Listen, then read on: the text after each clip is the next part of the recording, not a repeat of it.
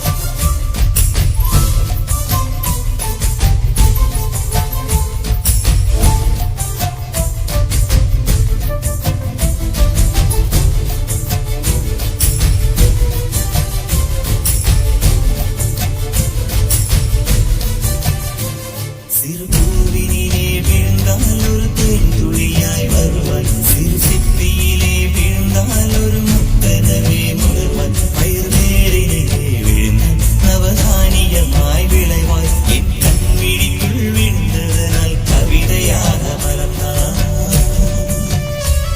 அந்த இயற்கை என்னை படைத்த ஒரு பெரிய ஷவர் இது அட இந்த வயது கழிந்த பிறகென்று நனைவது